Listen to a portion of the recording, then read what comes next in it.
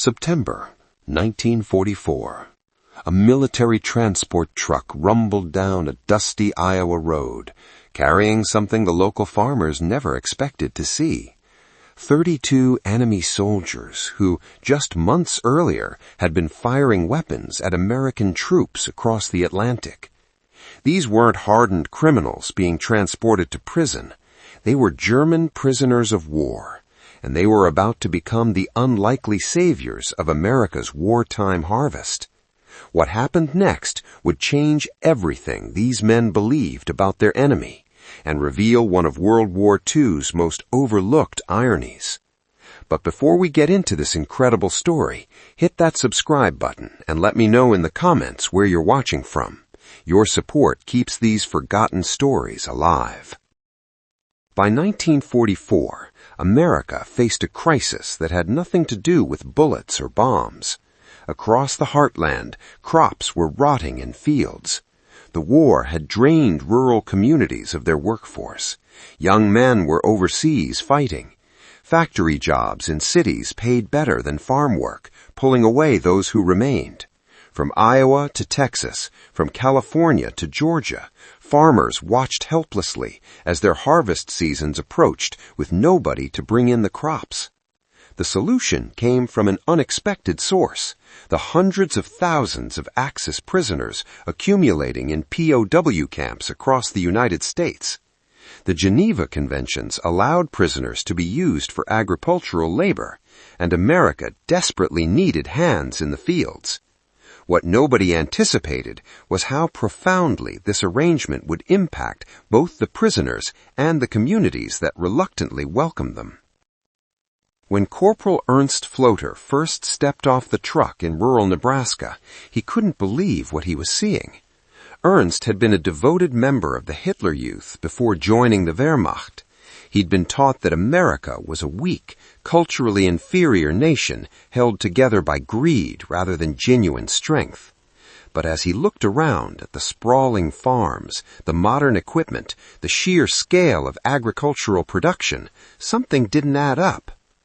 The farmer who would employ Ernst's work detail was a man named William Hoffman, whose own son was somewhere in Europe fighting against Germany. William stood waiting, his weathered face unreadable, as the German prisoners lined up before him.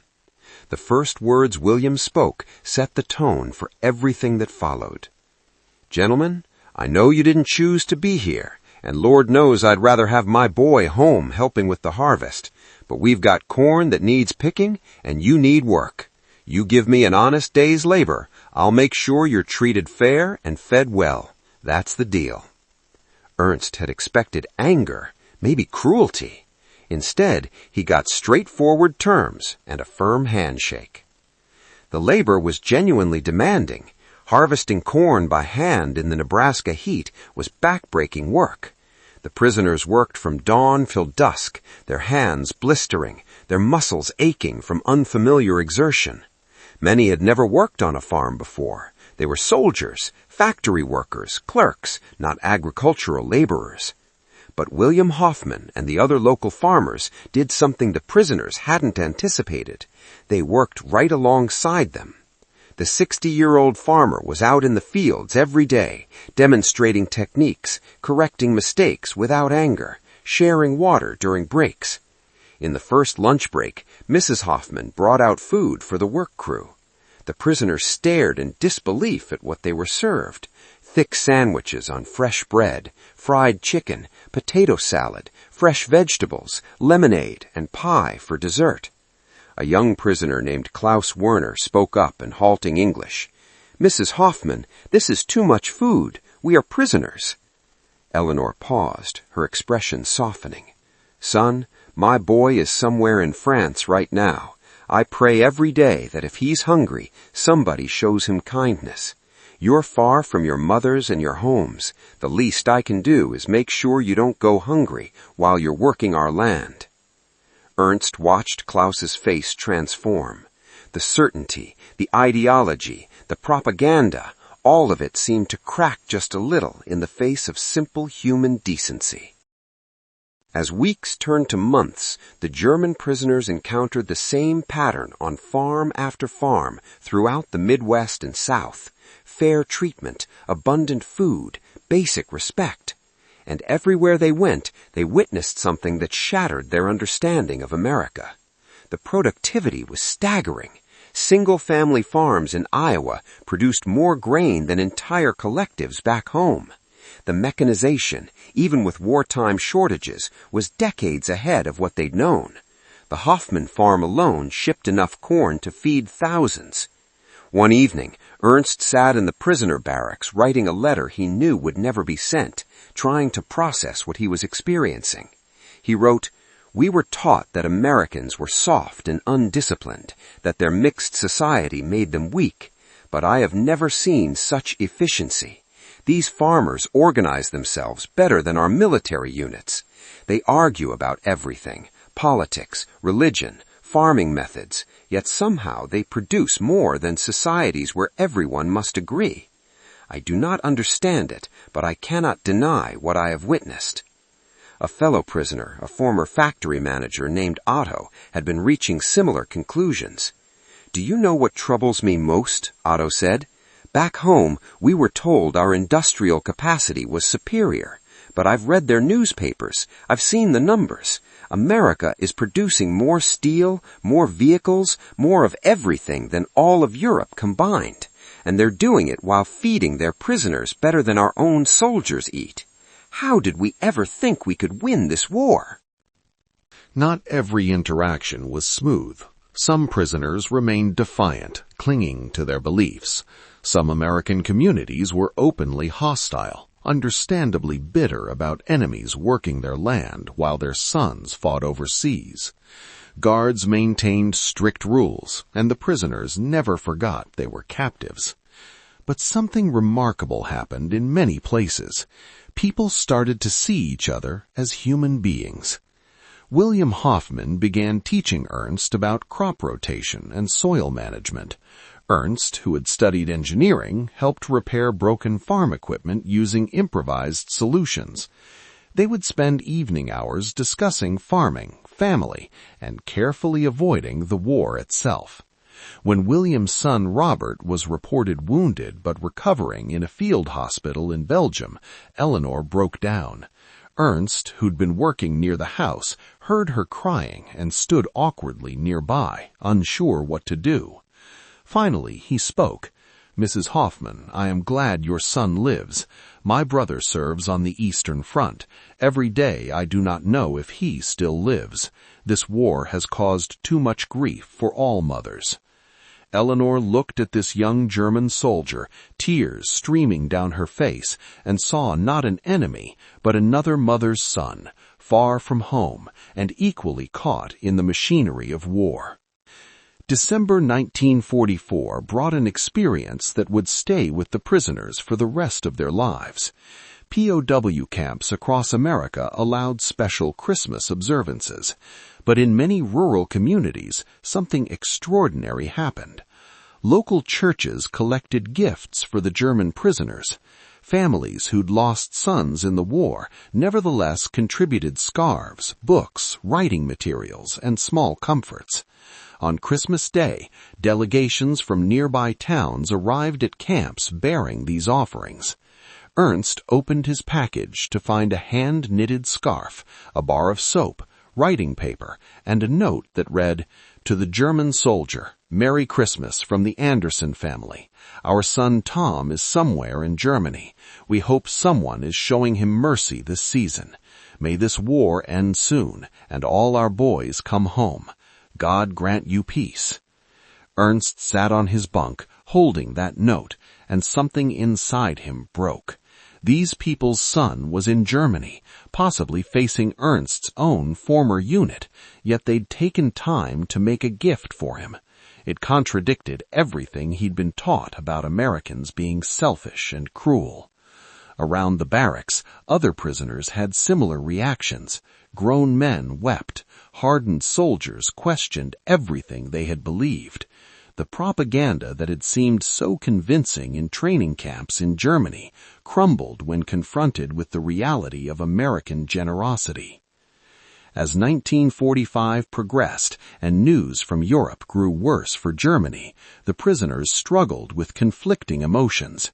They worried about their families enduring Allied bombing and Soviet advance. They feared for their homeland's future, but they could no longer believe in the cause they'd been told to fight for. The evidence was overwhelming. American farms, worked by families and prisoners together, fed not only the nation, but supplied food to Allied forces worldwide. The industrial might they'd witnessed was beyond anything their propaganda had prepared them for. And most confusing of all, the democracy they'd been taught to despise as weak chaos actually seemed to make people stronger, not weaker. Klaus Werner, the young prisoner who'd questioned the food at his first lunch, approached Ernst one evening in May 1945. "Have you heard the news? Germany has surrendered. It's over."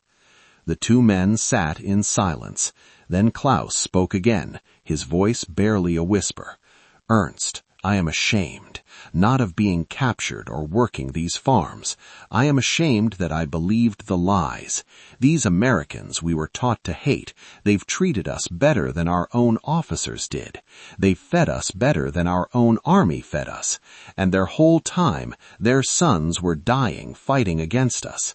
What does that make us? What were we fighting for?" Ernst had no answer, but he knew that when he returned to Germany, if he returned, he would never forget what he'd witnessed in Nebraska. The repatriation process began in late 1945 and continued through 1946. The German prisoners were processed, given new clothes and documentation, and sent home to a devastated homeland. But before they left, many experienced one final act of grace. On Ernst's last day in Nebraska, William and Eleanor Hoffman drove to the camp. They brought gifts, packages of seeds from their farm, photographs of the crew working together, and for Ernst specifically, a letter of recommendation should he need employment references in the future. William shook Ernst's hand firmly. "You've been a good worker and a decent man, Ernst. You were caught up in something terrible, but you never stopped being human. That matters. You go home and help rebuild Germany into something better. If you're ever back in Nebraska, there's a place at our table for you." Ernst tried to speak, but couldn't. He gripped the farmer's hand, nodded, and turned away before his emotions overwhelmed him. The voyage back to Europe was somber. The prisoners returned to find their nation in ruins, occupied, divided, and facing an uncertain future. But they also returned as ambassadors to a different understanding of their former enemy. In the decades that followed, Ernst kept his promise. He rebuilt his life in post-war Germany, working as an engineer, raising a family, and participating in his nation's democratic reconstruction. But he also told his story to anyone who would listen, how American farmers had treated him with dignity when they had every reason for hatred, how he'd witnessed democracy's strength rather than its weakness, how ordinary people had maintained their principles even toward their enemies. Ernst wasn't alone. Hundreds of thousands of German and Italian prisoners returned from American POW camps with similar experiences. They'd expected cruelty and found kindness. They'd been taught Americans were weak and discovered immense strength. They'd believed propaganda and encountered a more complicated truth. These men became ambassadors for a different understanding of their former enemy. In small ways, in conversations, and in their children's upbringing, and in their approach to Germany's future, they helped shift their nation away from its totalitarian past towards democratic values. Ernst Floater kept correspondence with William Hoffman until the farmer's death in 1971. When he learned William had passed, Ernst traveled back to Nebraska for the funeral, the first time he'd returned to America since 1946. He stood beside Robert Hoffman, William's son who fought against Germany and survived, and together they honored a man who understood that humanity could transcend the boundaries of war. The story of German POWs working American farms represents a small chapter in World War II's vast narrative. Yet it illustrates something profound about what that war was actually about. The Allied nations, particularly America, weren't just fighting to defeat an enemy. They were demonstrating a different way of organizing society, a different understanding of human dignity and worth. The Axis powers believed that strength came from uniformity, from crushing dissent, from elevating some groups while destroying others. But those German prisoners working in Iowa cornfields and Nebraska wheat fields witnessed the opposite truth. They saw that diversity could be a source of strength. They learned that democracy's messy arguments actually produced better decisions than totalitarian certainty. They discovered that treating even enemies with basic dignity wasn't weakness. It was perhaps the highest form of courage. The irony was profound. Those prisoners initially thought they were being humiliated by being sent to work on farms, shown America's backward rural society. Instead, they witnessed America's true foundation, the productive capacity, the organizational efficiency, and the moral principles that would ultimately prove decisive, not just in winning the war, but in building the peace that followed. World War II was won on battlefields from Normandy to the Pacific Islands, but it was also won in places like the Hoffman Farm in Nebraska, in the daily choices of ordinary Americans who maintained their principles even when dealing with people who'd fought to destroy their way of life. Ernst Floater worked in those Nebraska fields for 18 months, but the lessons he learned there lasted a lifetime. When he told his grandchildren about the war, he didn't talk about battles or ideology. He talked about an elderly farmer who treated him with respect when he deserved none, about a woman who fed him like a son while her own son fought against Germany, about a nation strong enough to be kind to its enemies. That's the story that often gets overlooked in accounts of World War II. Not just how the war was fought, but how it was won, not only through military might, but through the demonstrated truth that democratic values, human dignity, and moral courage were stronger than any totalitarian system. Those German prisoners came to America expecting to find weakness. Instead, they discovered what real strength looked like. And thousands of them carried that discovery home with them, helping to plant seeds for a different Germany in the ruins of the old. So what do you think? Did you know about the German POW program in America? What surprised you most about this story? Drop your thoughts in the comments below. And if you found this story as fascinating as I did, make sure to subscribe and hit that notification bell for more incredible untold stories from World War II. Check out the video on screen next for another amazing historical account you probably never heard about. Until next time, keep seeking the truth hidden in history.